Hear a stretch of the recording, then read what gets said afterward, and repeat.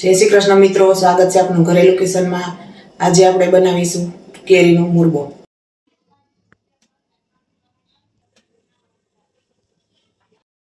તો કેરીનો મુરબો બનાવવા માટે આપણે રાજાપુરી કેરી લીધી છે,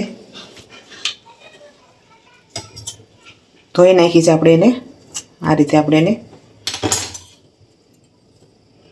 સાલ ઉતાર લેવાની છે।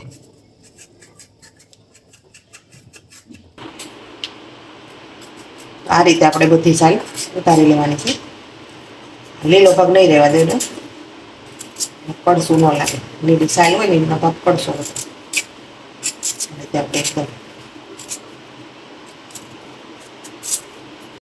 આ રીતે આપણે ફરતી કર સાલ સરસ રીતે ઉતારી લીધી છે। લીલો ભાગ બધો કાઢી નાખશું। હવે આપણે આને ખમણી લેવાની છે। ખમણીથી આપણે બહુ જાડીની પતલીની એ ખમણથી આપણે ખમણવાની છે।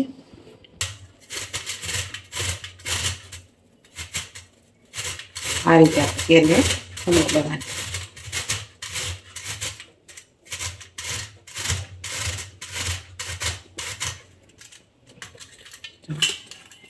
આવું સીન પડે ને એવું આપણે ખમણવાનું છે, બહુ જાડું નહીં। તો આ રીતે આપણે કેરીને ખમણી લેવાની છે।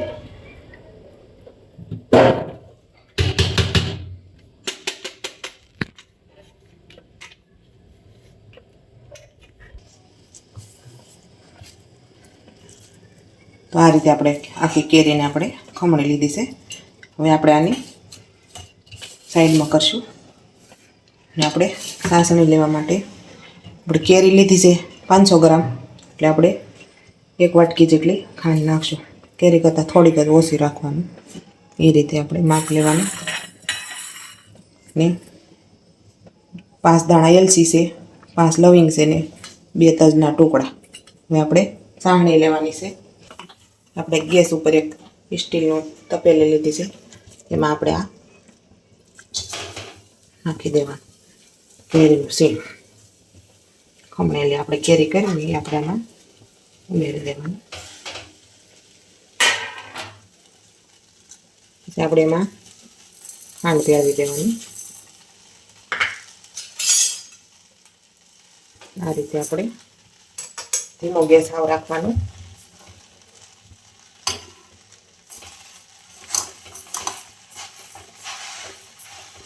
આ રીતે આપણે મિક્સ કરી લેવાનું।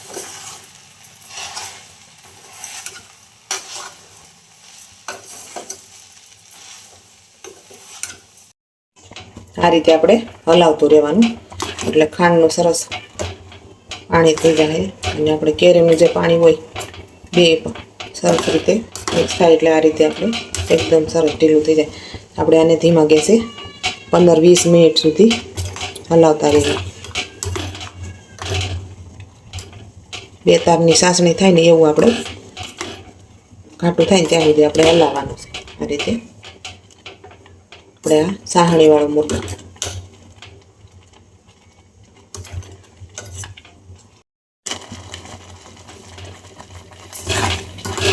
આપણું પાણી ખાંડનું બધું બળવા મળ્યું છે, બબલ્સ થવા મળ્યા છે। આ રીતે આપણે બધી સાહણી આપણી આવી જાય, ગોલ્ડન કલર થાય ને ત્યાં સુધી આપણે હલાવતું રહેવાનું।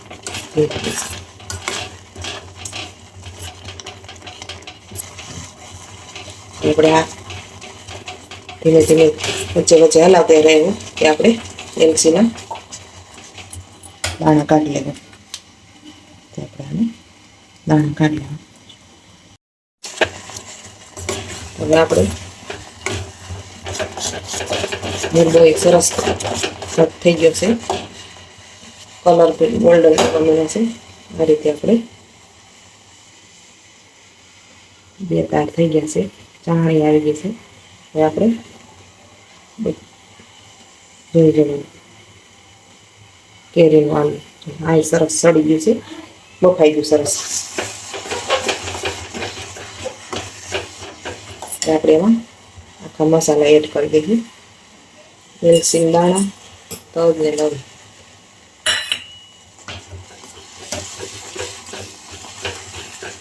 આ રીતે આ મુરમો ફરાળમાં પણ ખાઈ શકાય છે.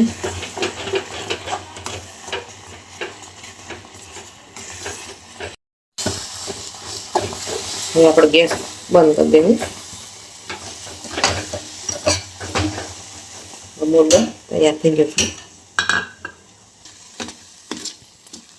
સરસ જો પાણી બધું મળી ગયું છે. આ રીતે સરસ આપણે એકદમ સરસ ઘટ ગોલ્ડન કલર થાય ને ત્યાં સુધી આપણે બાફવા દેવાનું. હવે આપણે થોડીક વાર ઠરવા દઈશું.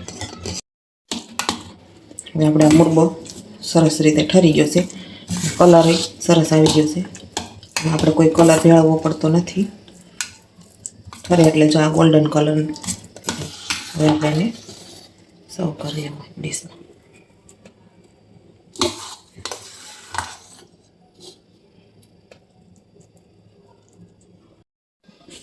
તો તૈયાર છે આપણો કેરીનો મુરબો.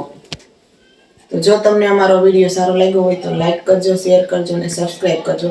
ને કોમેન્ટ કરીને જરૂરથી જણાવજો તમને અમારો કેરીનો મુરબો કેવો લાગ્યો.